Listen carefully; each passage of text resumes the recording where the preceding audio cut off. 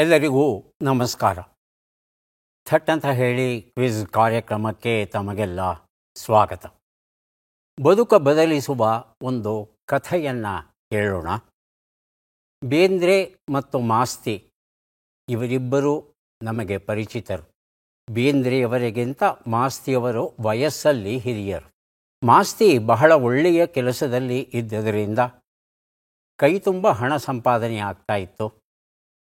ಬೇಂದ್ರೆಯವರು ಶಾಲಾ ಮಾಸ್ತರ್.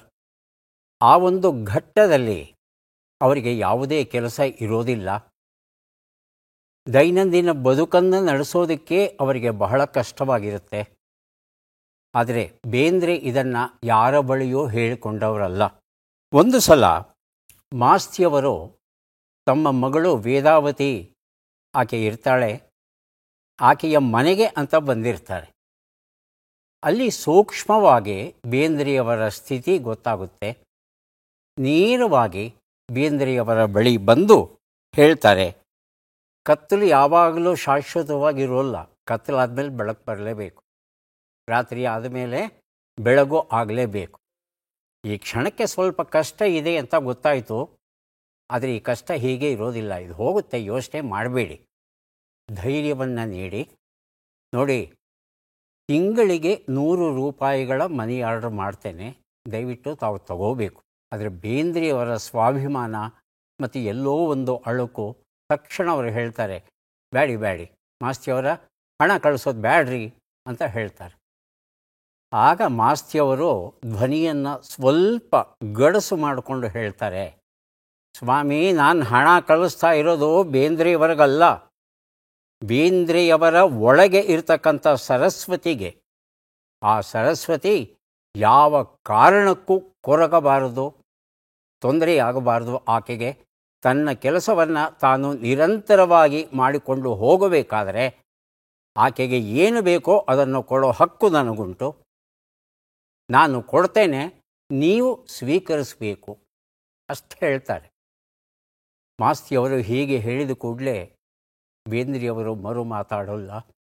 ಆನಂತರ ಪ್ರತಿ ತಿಂಗಳು ಕಳಿಸ್ತಾ ಹೋಗ್ತಾರೆ. ಎಷ್ಟು ದಿನಗಳವರೆಗೆ? ಅದು ವರ್ಷಗಳನ್ನು ದಾಟುತ್ತೆ.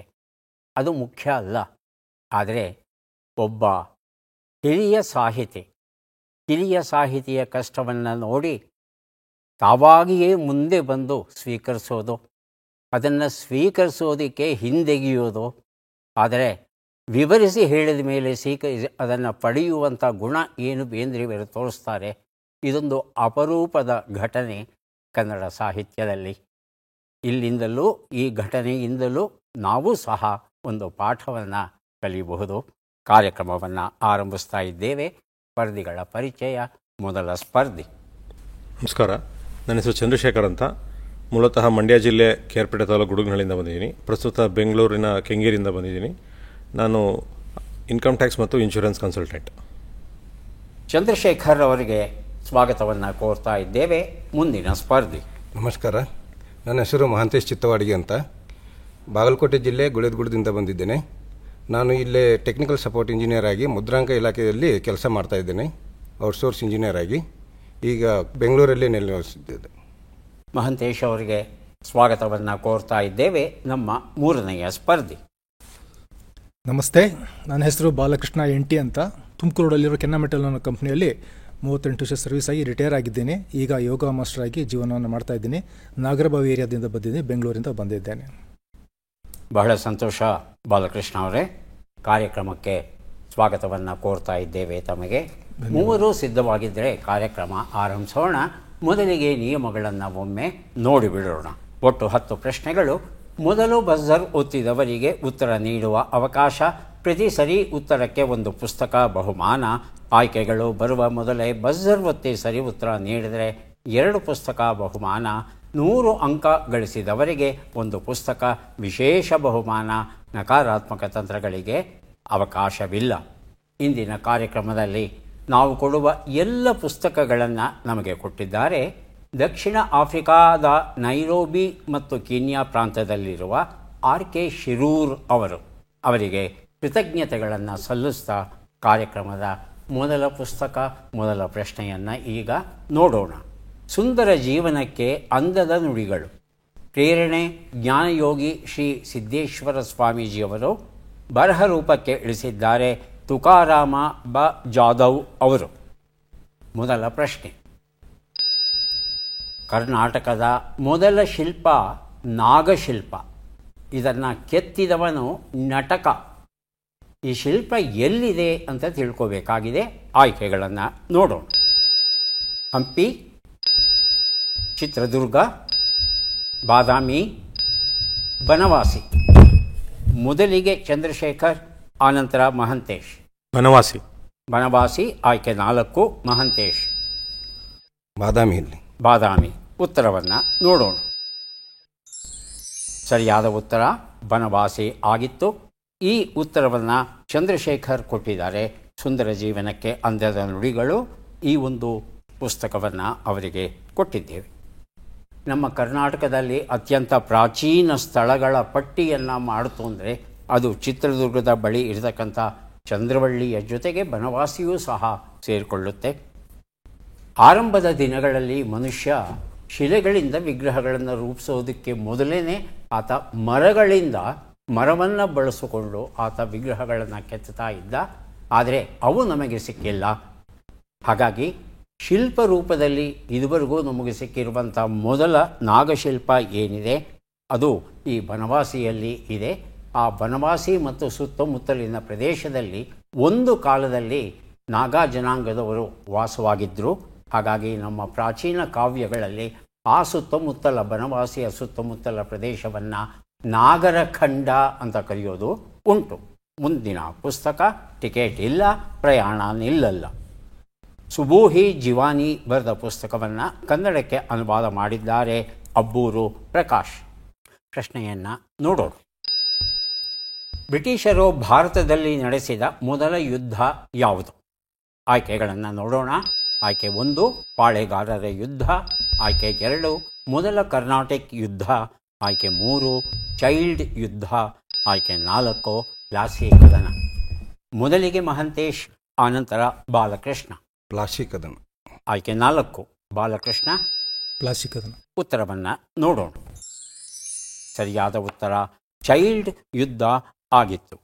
ಚೈಲ್ಡ್ ಯುದ್ಧ ಹೆಸರೇ ಕೇಳಿಲ್ವಲ್ಲಪ್ಪ ಅಂತ ಅನ್ನಿಸ್ಬಹುದು ಕೆಲವು ಸಂದರ್ಭದಲ್ಲಿ.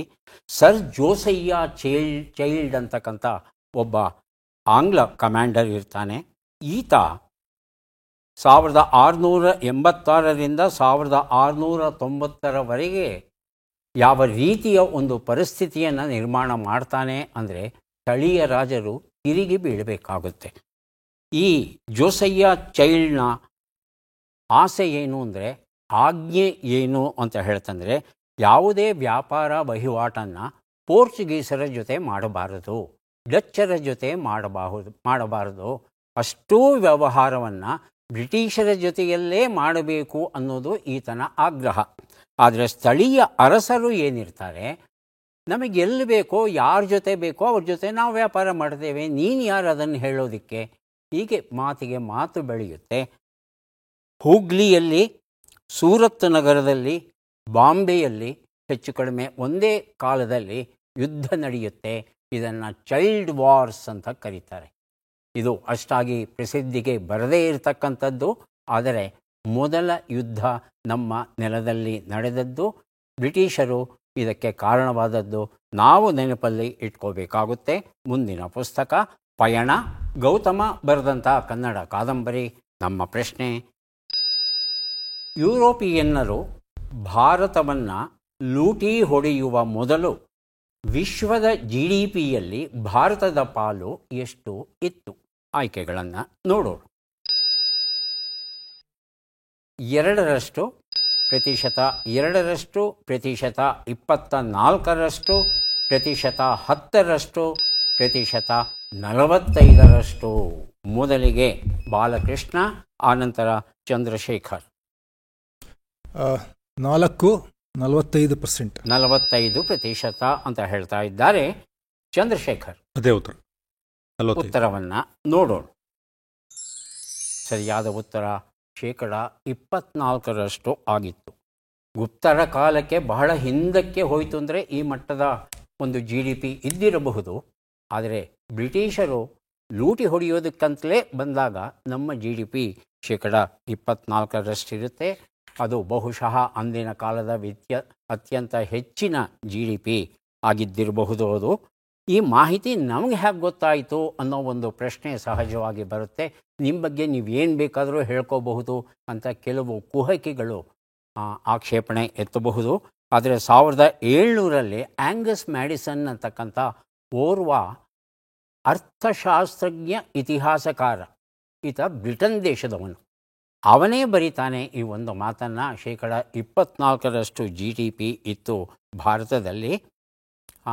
ಭಾರತದಿಂದ ಹೊರದೇಶಕ್ಕೆ ಈ ವ್ಯಾಪಾರ ವಾಣಿಜ್ಯ ಏನು ನಡೀತಾ ಇತ್ತು ಅದರಲ್ಲಿ ಮುಖ್ಯವಾಗಿ ಕೃಷಿ, ಜವಳಿ ಮತ್ತು ಉಳಿದ ಸಂಬಾರ ಪದಾರ್ಥ ಇತ್ಯಾದಿ ವಾಣಿಜ್ಯ. ಹಾಗಾಗಿ ಕೃಷಿ ಪ್ರಧಾನವಾಗಿತ್ತು, ಜವಳಿ ಬಹುದೊಡ್ಡ ಉದ್ಯಮವಾಗಿತ್ತು. ಬ್ರಿಟಿಷರು ನಮ್ಮ ದೇಶಕ್ಕೆ ಬರೋದಕ್ಕೆ ಮೊದಲು ಅನ್ನೋ ವಿಚಾರವನ್ನು ನಾವು ನೆನಪಲ್ಲಿ ಇಟ್ಕೋಬೇಕಾಗುತ್ತೆ. ಮುಂದಿನ ಪುಸ್ತಕ, ಅವಳಿಗೆ ಸಿಕ್ಕಂಥ ಶಾಲೆ ನಮಗೇಕೆ ಸಿಗಲಿಲ್ಲ, ತುಂಗ ಎನ್ನುವ ಕಾಡುವ ಕಾದಂಬರಿ, ವಿ ಗಾಯತ್ರಿ ಇದನ್ನು ಬರೆದಿದ್ದಾರೆ. ನಮ್ಮ ಪ್ರಶ್ನೆ, ನಮ್ಮ ಸೌರಮಂಡಲದ ಅಂಚಿನಿಂದ 2023ರಲ್ಲಿ ನಮಗೆ ಮಾಹಿತಿಯನ್ನು ಕಳುಹಿಸಿದ ಬಾಹ್ಯಾಕಾಶ ನೌಕೆಯ ಹೆಸರೇನು? ಆಯ್ಕೆಗಳನ್ನು ನೋಡೋಣ. Voyager 1, Voyager 2, Pioneer 2, Pioneer 1. ಮೊದಲಿಗೆ ಬಾಲಕೃಷ್ಣ, ಆನಂತರ ಮಹಂತೇಶ್. ವಾಯೇಜರ್ 2. ವಾಯೇಜರ್ 2 ಅಂತ ಹೇಳ್ತಾ ಇದ್ದಾರೆ ಮಹಂತೇಶ್. ಪಯೋನಿಯರ್ 1. ಪಯೋನೀರ್ 1. ಉತ್ತರವನ್ನು ನೋಡೋಣ. ಆದರೆ ಸರಿಯಾದ ಉತ್ತರ ವಾಯೇಜರ್ 1 ಆಗಿತ್ತು. ಸೆಪ್ಟೆಂಬರ್ 5, 1977ರಲ್ಲಿ ಉಡಾಯಿಸ್ತಾರೆ ಈ ಒಂದು ನೌಕೆಯನ್ನು. ಮನುಷ್ಯ ನಿರ್ಮಿತ ಒಂದು ವಸ್ತು ಸೌರಮಂಡಲವನ್ನು ದಾಟಿ ಆಚೆಗೆ ಹೋದಂಥ ಮೊದಲ ದಾಖಲೆ ಈ ಒಂದು ನೌಕೆ. ಇದು 15.6 ಶತಕೋಟಿ ಮೈಲಿಗಳ ದೂರವನ್ನು ಕ್ರಮಿಸಿದೆ. ಅಂದರೆ 15.6 ಬಿಲಿಯನ್ ಮೈಲ್ಸ್ ಅಷ್ಟು ದೂರ ಹೋಗಿದೆಯಂತೆ ನಮ್ಮನ್ನು ಬಿಟ್ಟು. ಆದರೂ ಇವತ್ತಿಗೂ ನಮ್ಮ ಸಂಪರ್ಕದಲ್ಲಿದೆ. ಅಲ್ಲಿ ಈ ವಾಯೇಜರ್ 1 ಒಂದು ಮಾಹಿತಿಯನ್ನು ನಮಗೆ ಕಳಿಸಿದ್ರೆ ಆ ಮಾಹಿತಿ ವಾಯೇಜರಿಂದ ಅಮೆರಿಕಕ್ಕೆ ಬಂದು ತಲುಪೋದಕ್ಕೆ 22 ಗಂಟೆ 5 ಅಂದರೆ 22.5 ಗಂಟೆಗಳ ಸಮಯ ಬೇಕಾಗುತ್ತಂತೆ. ಅಂದರೆ ದೂರ ಎಷ್ಟು ಅನ್ನೋದನ್ನು ನಾವು ಊಹಿಸ್ಕೋಬಹುದು. ಒಂದು ವಿಶೇಷವಾದ ವಿಚಾರ ಅಂದರೆ ಒಂದು ಚಿನ್ನದ ತಟ್ಟೆಯನ್ನು ಇಟ್ಟಿದ್ದಾರೆ. ಆ ಚಿನ್ನದ ತಟ್ಟೆಯಲ್ಲಿ ಮನುಕುಲದ ಸಮಸ್ತ ಮಾಹಿತಿಯನ್ನು ಅದರಲ್ಲಿ ಇಟ್ಟು, ಜೊತೆಗೆ ಒಂದು ಅಡಕಮುದ್ರಿಕೆ ಧ್ವನಿಯೂ ಅದರಲ್ಲಿ ಉಂಟು. ಬೇರೆ ಬೇರೆ ಭಾಷೆಗಳು ಯಾರ್ಯಾರು ಮಾತಾಡ್ತಾರೆ ಜಗತ್ತಲ್ಲಿ ಆ ಭಾಷೆಗಳ ಒಂದೆರಡು ಸಾಲು. ನಮ್ಮ ಕನ್ನಡ ಭಾಷೆಯೂ ಸಹ ಈ ಚಿನ್ನದ ತಟ್ಟೆಯಲ್ಲಿ ಅಡಗಿದೆ ಅನ್ನೋದು ಒಂದು ವಿಶೇಷ. ಮುಂದಿನ ಪುಸ್ತಕ ಮತ್ತು ಪ್ರಶ್ನೆ, GN ನಾಗರಾಜ್ ಬರೆದ ನಿಜ ರಾಮಾಯಣದ ಅನ್ವೇಷಣೆ ಎನ್ನುವ ಪುಸ್ತಕ. ನಮ್ಮ ಪ್ರಶ್ನೆ, ಬಿಟ್ಟ ಅಕ್ಷರಗಳನ್ನು ತುಂಬಿ. ಉ, ಕಿ, ಉ, ನ, ಇ.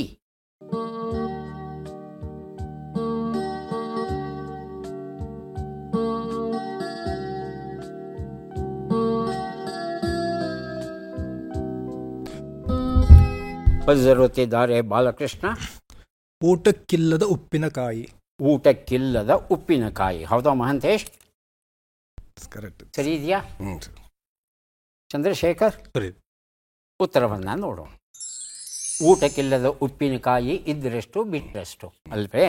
ನಿಜ ರಾಮಾಯಣ ಈ ಒಂದು ಪುಸ್ತಕವನ್ನು ಕೊಟ್ಟಿದ್ದೇನೆ ಬಾಲಕೃಷ್ಣ ಅವರಿಗೆ. ಮುಂದೆ ನಾವು ಕೊಡ್ತಾ ಇದ್ದೇವೆ ಶ್ರೀಮಾತಾ ವೈಷ್ಣೋದೇವಿ ಪ್ರವಾಸ ಕಥನ. KV ಲಕ್ಷ್ಮಣಮೂರ್ತಿ ಇದನ್ನು ಬರೆದಿದ್ದಾರೆ. ನಮ್ಮ ಪ್ರಶ್ನೆ, ಈ ಕೆಳಗಿನ ಲೆಕ್ಕಗಳನ್ನು ಪೂರ್ಣಗೊಳಿಸಿ ಉತ್ತರಗಳನ್ನೆಲ್ಲ ಕೂಡಿ ಅಂತಿಮ ಉತ್ತರವನ್ನು ನೀಡಿ. ಲೆಕ್ಕಗಳು ಈಗ ಬಂದಿದೆ. 65 ಕೂಡು 95, 87 ಕಳೆ 68, 10 ಗುಣಿಸು 15, 100 ಭಾಗಿಸು 20.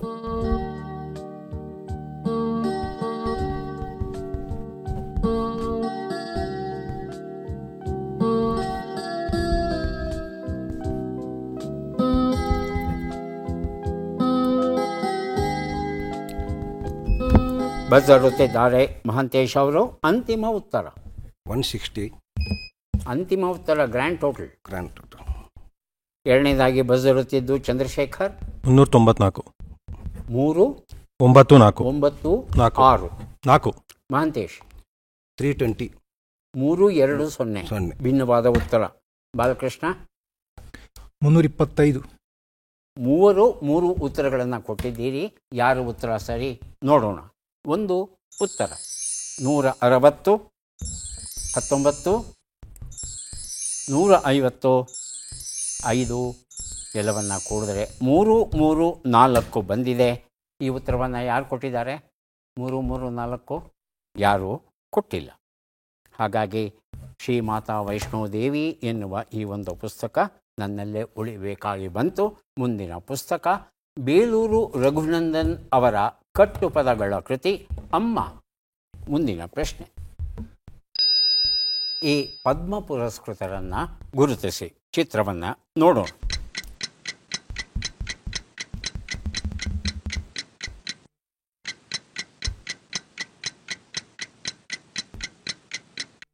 ಆಯ್ಕೆಗಳನ್ನು ನೋಡೋಣ.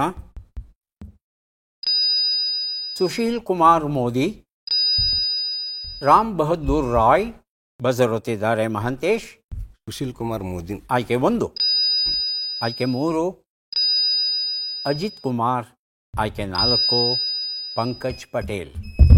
ಚಂದ್ರಶೇಖರ್ ಪಂಕಜ್ ಪಟೇಲ್. ಉತ್ತರವನ್ನು ನೋಡೋಣ. ಸುಶೀಲ್ ಕುಮಾರ್ ಮೋದಿ ಉತ್ತರ ಸರಿಯಾಗಿದೆ. ಅಮ್ಮ ಎನ್ನುವ ಈ ಒಂದು ಪುಸ್ತಕವನ್ನು ಮಹಾಂತೇಶ್ ಅವರಿಗೆ ಕೊಟ್ಟಿದ್ದೇವೆ.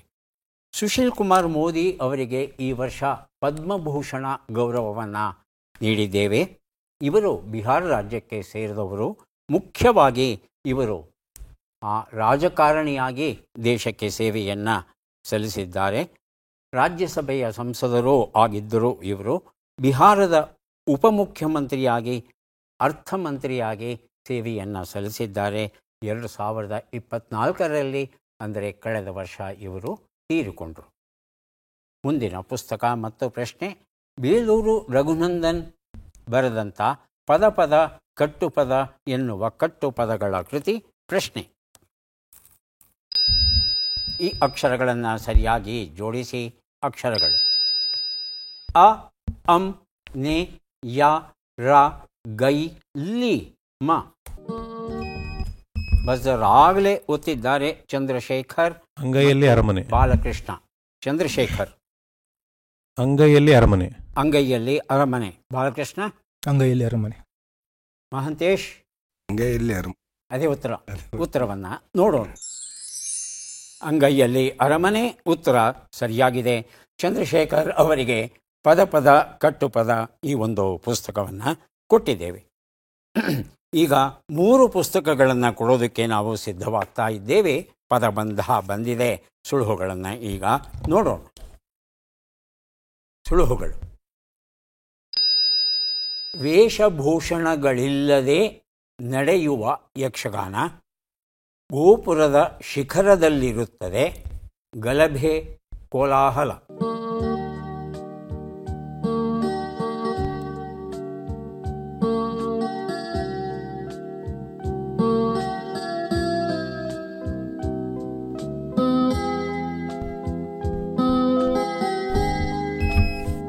ಬಜರುತ್ತಿದ್ದಾರೆ ಬಾಲಕೃಷ್ಣ.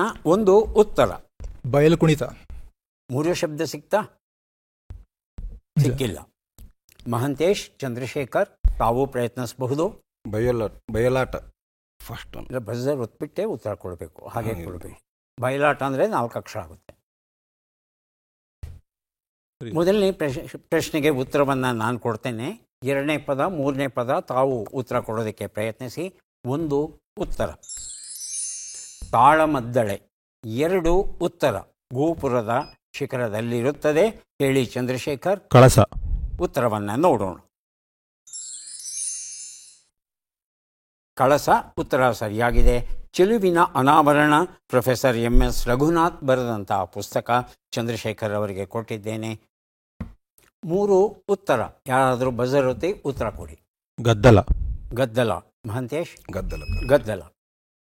ಉತ್ತರವನ್ನು ನೋಡೋಣ. ಗದ್ದಲ ಉತ್ತರ ಸರಿಯಾಗಿದೆ. ಇನ್ನೊಂದಿಷ್ಟು ದಾಭಿ ಪ್ರಾಣೇಶ್ರಾವ್ ಬರೆದಂಥ ಪುಸ್ತಕ. ಈ ಪುಸ್ತಕವನ್ನು ಚಂದ್ರಶೇಖರಗೊಲ್ಲವ ಕೊಟ್ಟಿದ್ದೇನೆ. ಈಗ ನಾವು ಬಂದಿದ್ದೇವೆ ಕೊನೆಯ ಘಟ್ಟಕ್ಕೆ. ಚಟ್ಪಟ್ ಚಿನ್ಕುರುಳಿ 5 ಪ್ರಶ್ನೆಗಳು.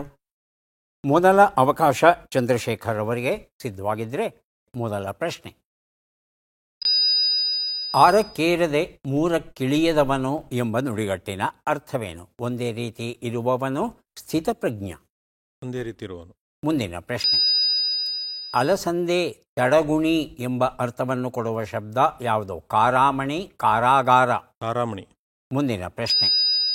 ಜಾಂಬವಂತನು ಯಾವ ಪ್ರಾಣಿಗಳ ರಾಜನಾಗಿದ್ದ? ಕಪಿಗಳು, ಕರಡಿಗಳು. ಕಪಿಗಳು. ಮುಂದಿನ ಪ್ರಶ್ನೆ. ಈ ಗಾದೆಯನ್ನು ಪೂರ್ಣಗೊಳಿಸಿ. ಮನೆ ಚಿಕ್ಕದಾದರೂ ಮನಸ್ಸು ದೊಡ್ಡದಾಗಿರಬೇಕು. ಮುಂದಿನ ಪ್ರಶ್ನೆ. ಈ ಒಗಟನ್ನು ಬಿಡಿಸಿ. ಹೆಡೆಯುಂಟು ಸರ್ಪ ತಾನಲ್ಲ, ನುಡಿಯುಂಟು ಅರಗಿಳಿಯಲ್ಲ, ಒಡಲುಂಟು ಮಾನವನಲ್ಲ, ಬೆಡಗಿನ ಜಾಣರಿದ ಹೇಳಿರಲ್ಲ.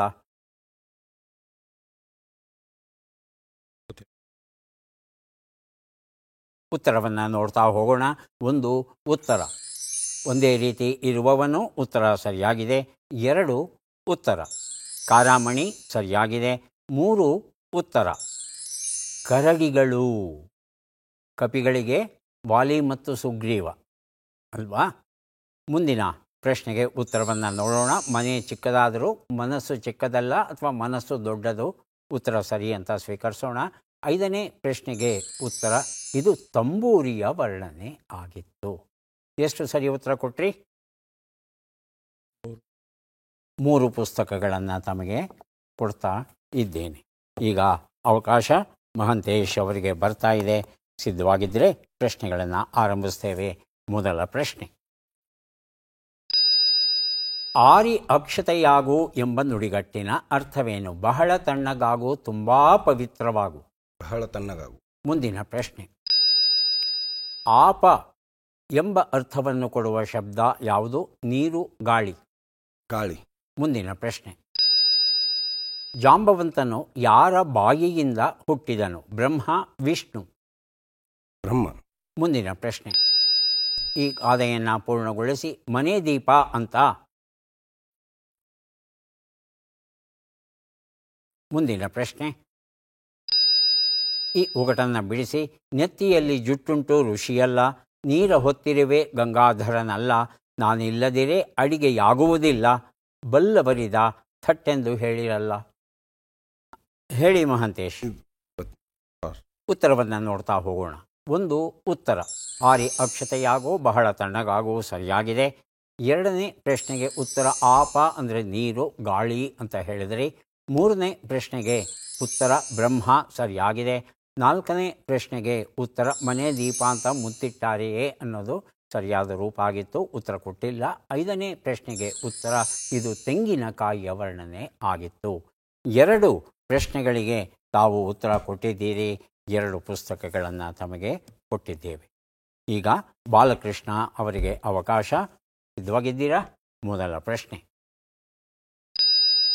ಮೂಗಿನ ಮೇಲೆ ಬೆರಳಿಡು ಎಂಬ ನುಡಿಗಟ್ಟಿನ ಅರ್ಥವೇನು? ಮೂಗು ನವೆಯಾಗೋ, ಆಶ್ಚರ್ಯಪಡು. ಆಶ್ಚರ್ಯಪಡು. ಮುಂದಿನ ಪ್ರಶ್ನೆ.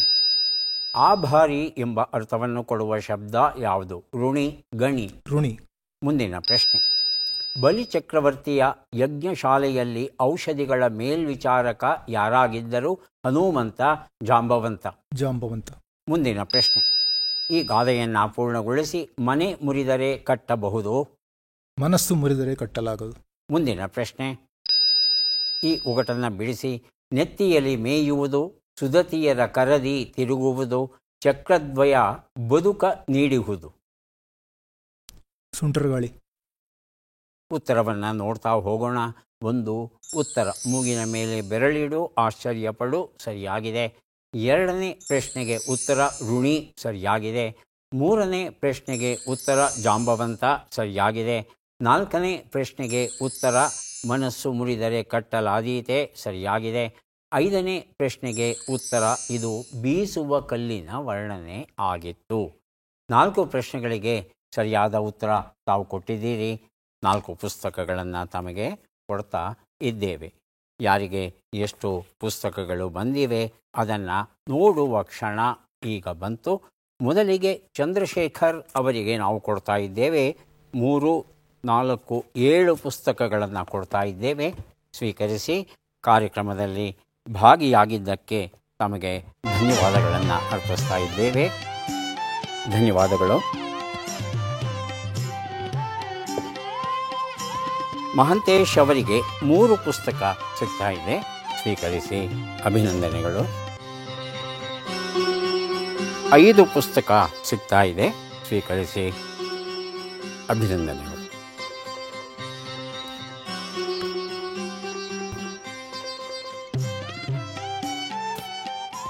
ಆಕ್ಟೋಪಸ್ ಅಥವಾ ಅಷ್ಟಪಾದಿಯ ಮೈಯಲ್ಲಿ ಮೂಳೆ ಇರೋಲ್ಲ.